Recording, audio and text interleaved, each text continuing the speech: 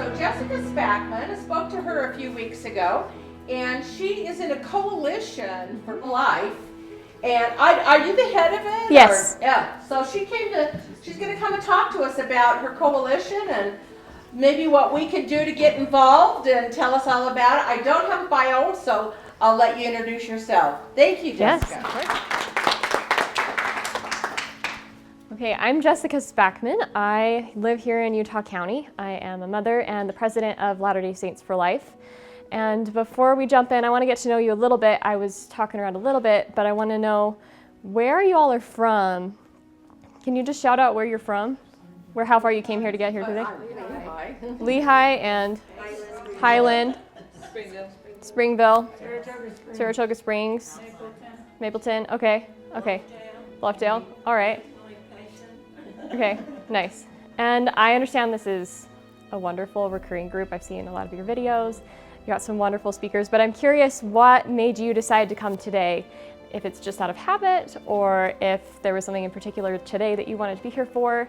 Any thoughts about why you're here? It's kind of habit. It is kind of habit, okay. A little bit about us, we've been meeting for 13 years. All right. So it would be harder for you not to come. Right. All right. It's got to be enlightened. All right, okay, thank you. For life. Does stand for legislation Wonderful. for life.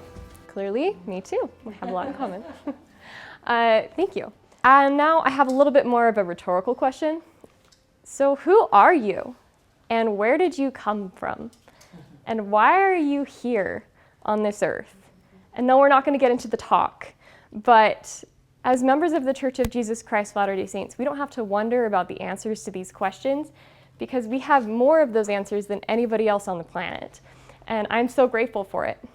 We learned this from the family of proclamation to the world. All human beings, male and female, are created in the image of God. Each is a beloved spirit, son or daughter of heavenly parents, and as such, each has a divine nature and destiny. And that is who each of you are. You're a child of God.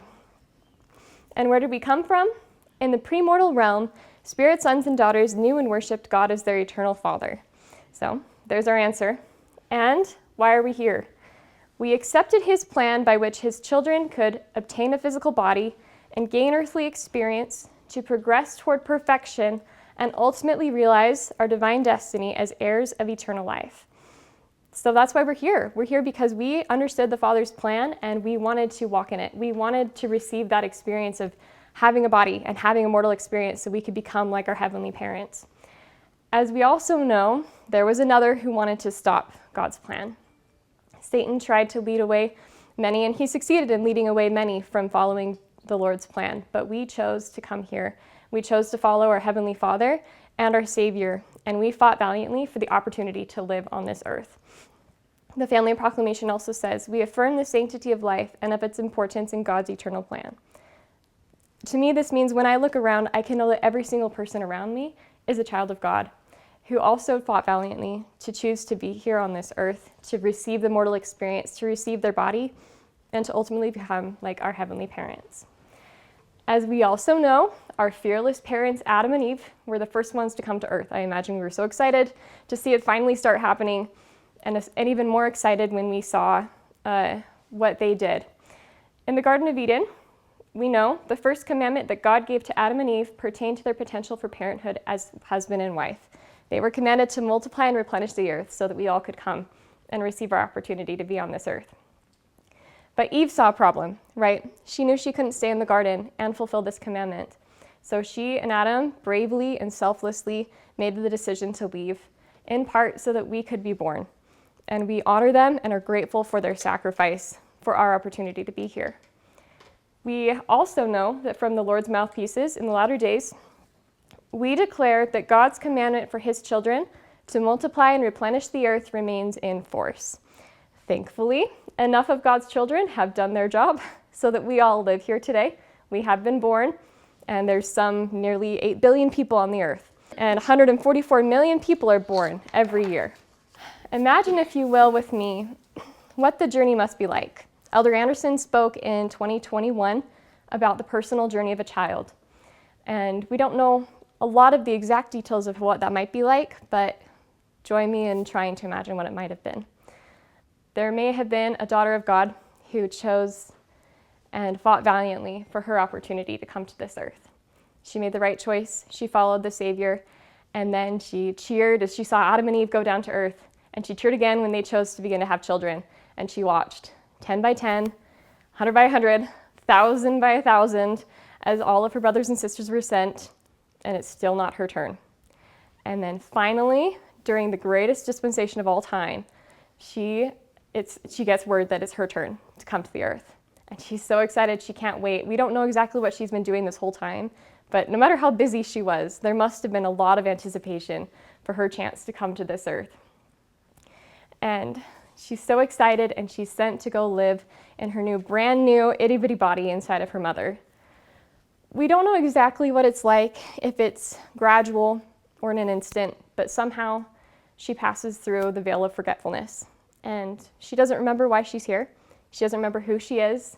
She doesn't remember anything about her past, about the millennia of waiting and of her life before the great council in heaven. But she must sense that this is exciting, and she can't wait for every new sensation, and every day there is a new sensation. There's a new body part to explore, and she gets to know her mother, and she feels her in her womb as she snuggles in tight and can move and groove and take a rest in there. And she's comfortable, and she's safe. By 3 weeks, her tiny heart begins to beat, and she can feel that. And by 6 weeks, she's moving all the time. She can move on her own. She's got little eyes, a little nose, a little mouth, ears, and her fingers and toes begin to come in on her little limbs, and she can move all day long. Also, by this time, her mother will have discovered that she is pregnant.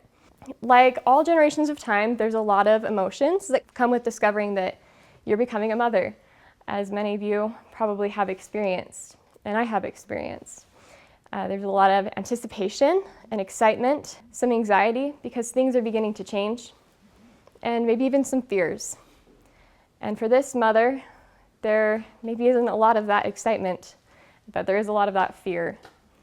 She, unlike a lot of her predecessors, she does not have the comfortable, secure family situation that many of her predecessors have been blessed with. She's not married to the father, and she knows that her boyfriend doesn't want to be a father.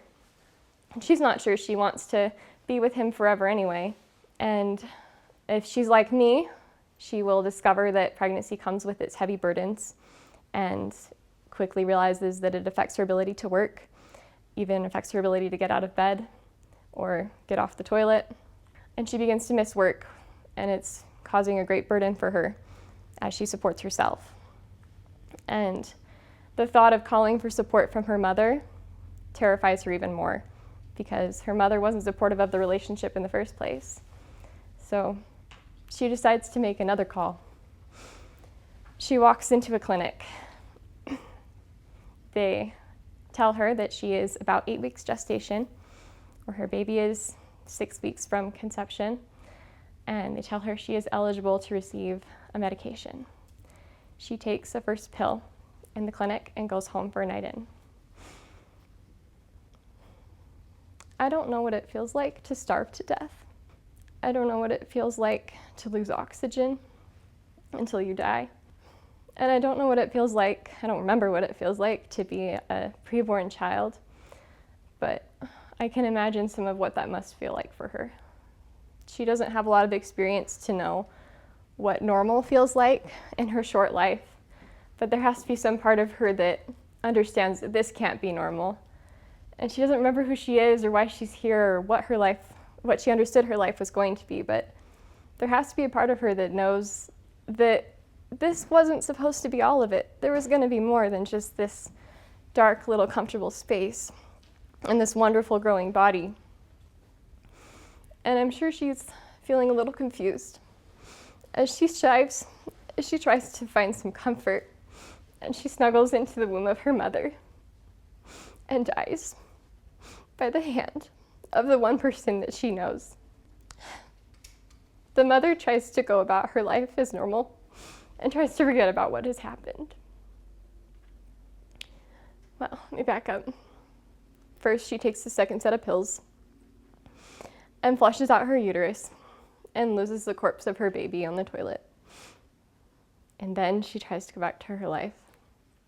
Her boyfriend still leaves her, She goes back to work and she avoids questions when people ask her where she's been and tries not to talk about it. And she just can't, for months and years, shake the feelings of shame and of grief and guilt and self-loathing. All feelings that the world tell her don't really exist. And if she feels those things about her abortion, it's because of a judgmental world that doesn't understand that she was making the right choice. And she goes on living, not healing, and can't shake the feeling of emptiness. And she is empty as her womb. This is a description of an abortion pill procedure. As described, unlike you will hear from any other religious person, any Catholic or Protestant or non-religious person, because we understand more than any other person about who we are and where we came from and why we're here and what the plan was from the beginning.